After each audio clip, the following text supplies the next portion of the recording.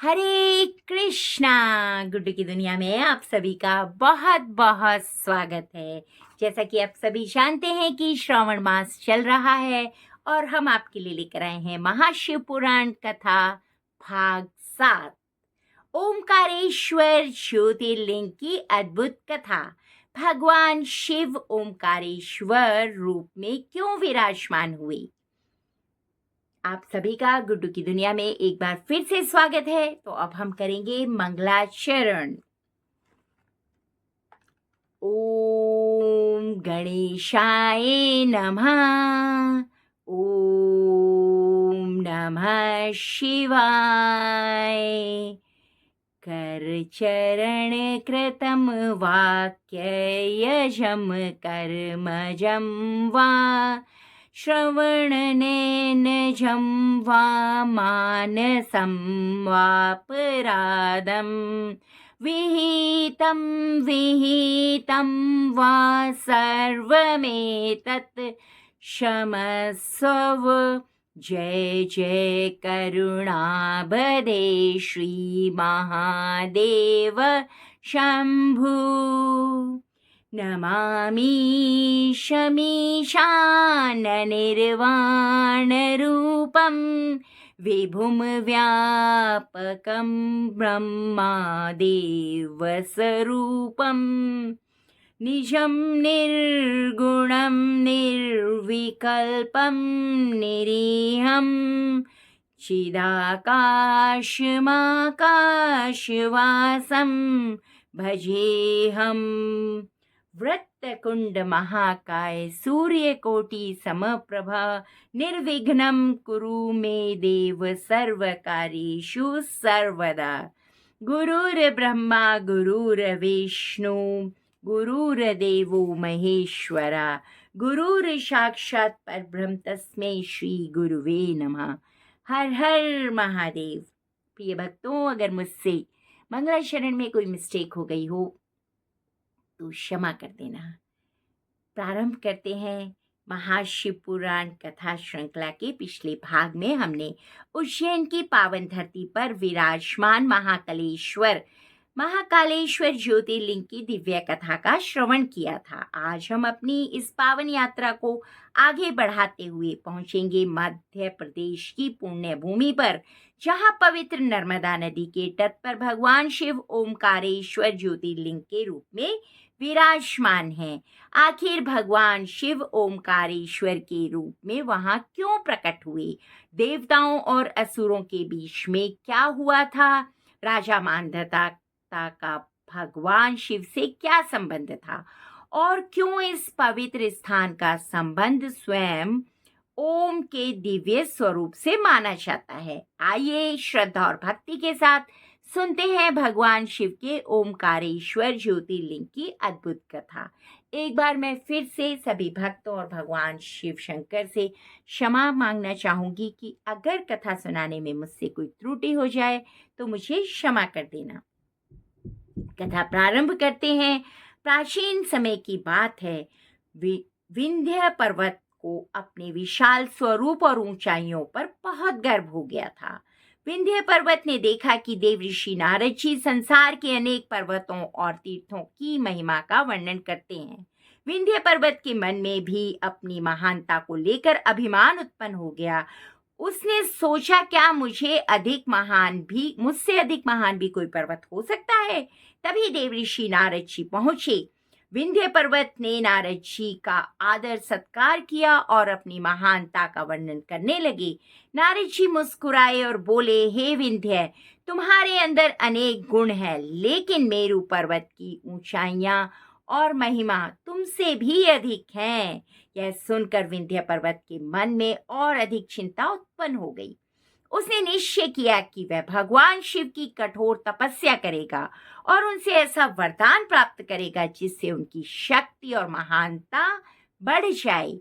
विंध्य पर्वत ने एक पवित्र स्थान पर भगवान शिव का ध्यान करना प्रारंभ कर दिया। वह निरंतर भगवान शिव के नाम का जाप करने लगा। रात दिन केवल महादेव का स्मरण करता रहा। उसकी कठोर तपस्या से भगवान शिव प्रसन्न हुए। यहाँ पर मैं एक बात कहना चाहूँगी भक्तों, भगवान शिव तो हैं ही भोले भंडारी। आप कुछ भी मनसा लेकर जाइए, प्रभु प्रसन्न हो ही जाते हैं। तो सभी एक बार फिर से बोलेंगे, हर हर महादेव, बम बम बोले।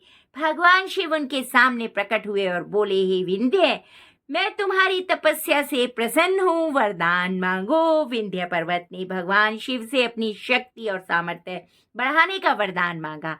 भगवान शिव ने उसे वरदान दिया कि भगवान शिव की कृपा से विंध्य पर्वत अत्यंत शक्तिशाली हो गया।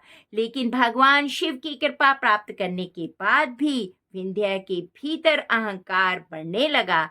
देवताओं को चिंता होने लगी कि कहीं उसका बढ़ता हुआ अभिमान संसार के लिए परेशानी का कारण ना बन जाए। तब भगवान शिव ने अपने भक्तों और देवताओं की रक्षा के लिए उस पवित्र स्थान का पर अपना दिव्य स्वरूप प्रकट किया। भगवान शिव वहां ओमकारेश्वर ज्योतिर्लिंग के रूप में विराजमान हुए।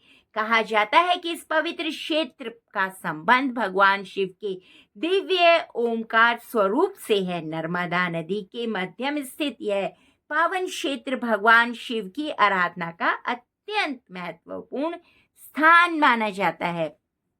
राजा मानधाता की भक्ति ओमकारेश्वर की महिमा से जुड़ी एक और अत्यंत कथा तथा राजा मानधाता की कथा राजा सुंदर कथा राजा मानधाता की। राजा मानधाता भगवान शिव के परम भक्त थे। उन्होंने इस पवित्र भूमि पर शिव की कठोर तपस्या की थी। राजा मानधाता की अटूट श्रद्धा और भक्ति से प्रसन्न होकर भगवान शिव ने उन्हें दर्शन दिए।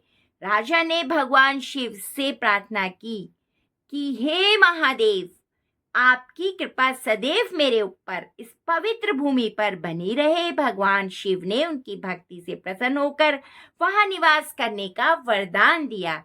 तभी से यह पृथ्वी पवित्र भूमि भगवान शिव की आराधना का महान केंद्र बन गई है। ओम का दिव्य रहस्य। प्रिय भक्तों, ओमकारेश्वर नाम अपने आप में बहुत विशेष है। ओम को सनातन परंपरा में परम दिव्य नाद माना गया है। ओम का सिमरन करते हुए जब भक्त भगवान शिव का ध्यान करता है तो उसका मन धीरे धीरे संसार की चिंताओं से हटकर भगवान की ओर जाने लगता है। इसलिए ओमकारेश्वर केवल एक ज्योतिर्लिंग नहीं बल्कि भगवान शिव के दिव्य नाद और चेतना की अनुभूति का पवित्र स्थान माना गया है। नर्मदा के पावन तट पर भगवान शिव का यह स्वरूप भक्तों को भक्ति, तपस्या और विनम्रता का संदेश देता है। तो भक्तों, एक बार सभी बोलेंगे, ओम नमः शिवाय। अब हम कथा से मिलने वाली शिक्षाएं जानेंगे। ओमकारेश्वर ज्योतिर्लिंग की कथा हमें सबसे बड़ी शिक्षा देती है। अहंकार चाहे कितना भी बड़ा क्यों ना हो, भगवान की भक्ति और विनम्रता के सामने उसका कोई मूल्य नहीं होता। विंध्य पर्वत को अपनी शक्ति पर अभिमान हो गया था, लेकिन भगवान शिव की कृपा से उसे यह समझा दिया कि सच्ची महानता शक्ति में नहीं बल्कि भक्ति में और विनम्रता में है। राजा मानधाता की भक्ति हमें सिखाती है कि यदि मनुष्य सच्चे हृदय से भगवान को पुकारे तो भगवान अपने भक्तों की पुकार अवश्य सुनते हैं। इसलिए हमें जीवन में कभी भी अपनी सफलता, धन, ज्ञान का, सामर्थ्य का अहंकार नहीं करना चाहिए।